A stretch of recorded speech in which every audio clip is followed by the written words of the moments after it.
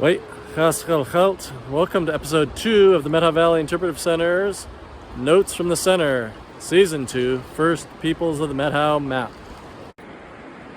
So following the first people of the Methow Map, which you can obtain from the Methow Valley Interpretive Center and some other places around both the Methow and Okanagan valleys, you can see we started off last week here in Pateros, where the Methow and the Big River or the Columbia meet.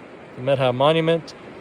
We've traveled up river a ways, and now here we are at McFarland Creek river access. I want to read to you a poem by William Stafford, which is part of the Methow River poems. It's titled From the Wild People. Time used to live here.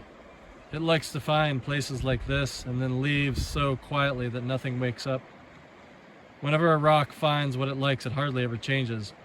Or rain can persuade it, or maybe a river out looking around, but that's the exception.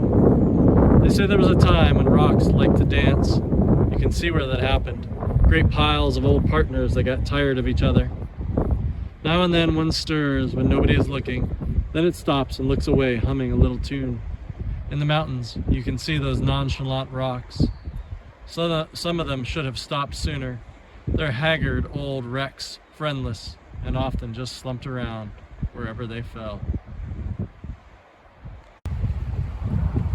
If you have the chance, please take the time to stop here at McFarland Creek, whether you sit above the river, overlooking this lovely valley, or down by the riverside, feeling the cold water in your hands.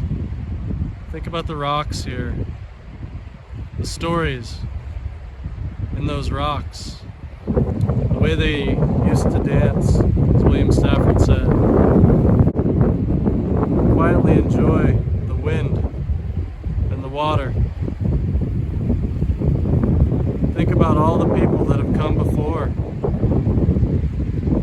and all the people yet to come here, each of whom will call this place home, each of whom will love it in their way and in the timeless ways of the lands and waters of the Methow Valley. As I stand here on the banks of the Methow River, I'm thinking about where the name comes from. Methow, or Methow, for the people, for the valley, and for this river. One translation is that it means blunt hills around a low valley. And another translation, or etymology, says that it comes from miktu, which is a name for arrowleaf balsam root seeds, or sunflower seeds. So here we are, almost on the cusp of the month Miktuten, named after the sunflower seeds, which are used basically as a flour, ground into a flour, and then can be mixed with other things and eaten later on. A great storage food, a great carbohydrate and great protein. So whether it comes from miktu, sunflower seeds, the name Methow or Methu, or whether it comes from the meaning of blunt valley,